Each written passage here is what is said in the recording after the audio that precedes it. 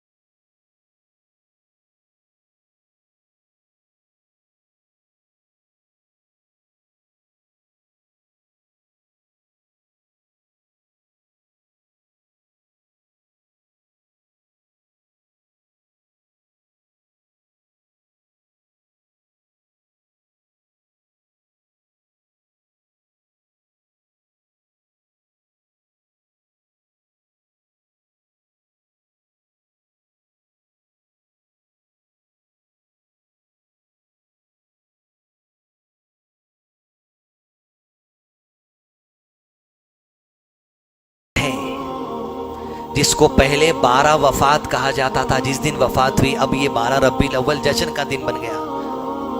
تم دیکھتے جاؤ کیا کیا ہوتے جا رہا، تم کرتے جاؤ تم کیا کیا کرتے۔ غم کی لہر، فاطمہ رضی اللہ عنہ کے کلیجے میں غم بھر آیا، کہا جبرائیل ہم تمہیں ہمارے والد کی موت کی خبر دیتے ہیں صلی اللہ علیہ وسلم۔ ارے تم آتے تھے، تمہارا آنا بند ہو جائے گا۔ جس گھر میں جبرائیل آتے تھے وہی لے کر اس کو اطلاع دی جا رہی ہے ہمارے والد کے انتقال کی۔ حضرت عائشہ کو غم بھرایا، خوشی اس بات کی تھی میرے سینے کو ٹیک لگا کہ آپ کی وفات ہوئی۔ اللہ اکبر۔ دنیا جس کے پیچھے ہے وہ نبی اللہ کے نبی صلی اللہ علیہ وسلم حضرت عائشہ کے سینے کو ٹیک لگائے. سبحان اللہ. ابو بکر صدیق کو اطلاع ملی, پلٹ کر دوڑے دوڑے گھر سے آئے, ان کو باندھا. ان کے آنے سے پہلے عمر بن خطاب کو پتا چل گیا کہ وفات ہو گئی. سنتے ہی قبر تلوار نکالی, جو کہہ دے کہ نبی کا انتقال ہو گیا اس تلوار سے گردن اور تن جدا کر دوں گا. جس طرح موسیٰ علیہ السلام کو 40 راتوں کے لیے بلایا گیا, میرے نبی بھی ویسے ہی گئے, آئیں گے آئیں گے. ہوش اڑ گیا, ہوش میں نہیں ہے کوئی اپنے. ابو بکر صدیق آئے, اسی لیے امامت کا جو مرتبہ دیا گیا وہیں ان کی فکر, ان کی سوچ, ان کے منج کو بھی آگاہ کر دیا لوگوں کے سامنے کہ اس آدمی کو تھام کے رہنا. ابو بکر صدیق آئے, اللہ کے نبی صلی اللہ علیہ وسلم کے قریب پہنچے, اور آپ صلی اللہ علیہ وسلم کے قریب چہرے پر چادر ڈال دی گئی تھی, پیر سیدھے کر کے چادر کو ہٹائے, گھٹنوں کے بل بیٹھے, پیشانی پر بوسہ دے دیا. اللہ اکبر, کیا خوش نصیب ہے جی ابو بکر. پیشانی پر بوسہ دے کر کہا, جو ایک موت نبی صلی اللہ علیہ وسلم کی تقدیر میں لکھ دی گئی تھی وہ آ گئی, اب کوئی دوسری موت آنے والی نہیں ہے. چادر ڈالی, حجرے کے باہر نکلے, عمر سے کہا بیٹھ جائیے بیٹھ جائیے. یہ کیسا ہوش تم نے کھو دیا؟ کیا یہ آیت اللہ کے نبی صلی اللہ علیہ وسلم پر نازل نہیں ہوئی تھی, تمہیں پڑھ کر نہیں سنائی گئی؟ اعوذ باللہ من الشیطان الرجیم. وما محمد الا رسول قد خلت من قبله الرسل افئن مات او قتل انقلبتم على اعقابكم ومن ينقلب على عقبيه فلن يضر الله شيئا وسيجزي الله الشاكرين. محمد صلی اللہ علیہ وسلم تمہارے نبی ہیں, اور ان سے پہلے جتنے آئے وہ نبی بھی انسان تھے, محمد بھی انسان ہے. ان سب کو موت آئی, انہیں بھی موت آئے گی, اور جب انہیں موت آ گئی کیا دین چھوڑ دو گے؟ جب آیت پڑھ کر سنائی تو ہوش میں عمر بن خطاب کہ ہم تو دین ہی چھوڑ دیے تھے, یہاں کہ ہم ہوش کھو دیے تھے, دین کے منہج کو بھلا دیے تھے ہم.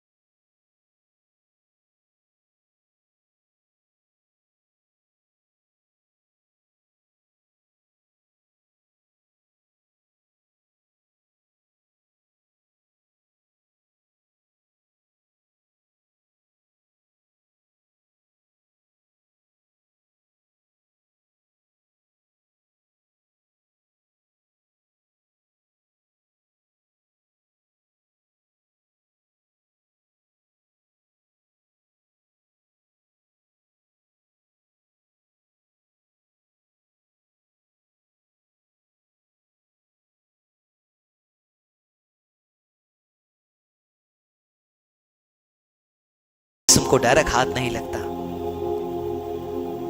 اور آپ صلی اللہ علیہ وسلم کے لیے 3 یمنی چادروں میں کفن دیا گیا جس میں خمیص اور پگڑی نہیں تھی. غسل کے بعد اللہ کے نبی صلی اللہ علیہ وسلم کے جسم اتھر کو جنازے کو لا کر رکھ دیا گیا. صلاۃ الجنازہ کا آغاز ہوا. نبی صلی اللہ علیہ وسلم کی نماز جنازہ کی امامت کسی نے نہیں کی, ہر صحابی الگ الگ نماز پڑھتے گئے.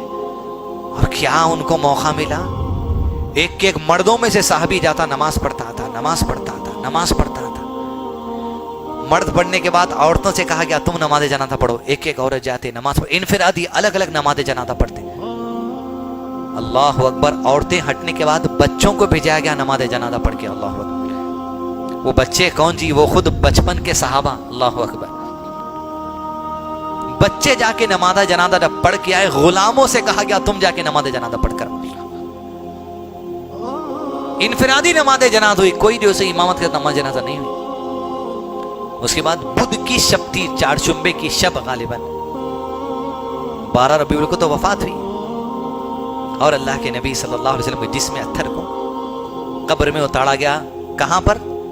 انبیاء کی جہاں وفات ہوتی ہے وہیں دفن کیا جاتا ہے۔ حضرت عائشہ کے حجرے میں وفات ہوئی، حجرے میں دفن کیا گیا،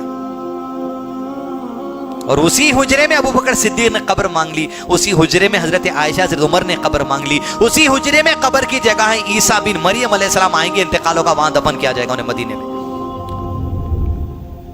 تدفین عمل میں آئی۔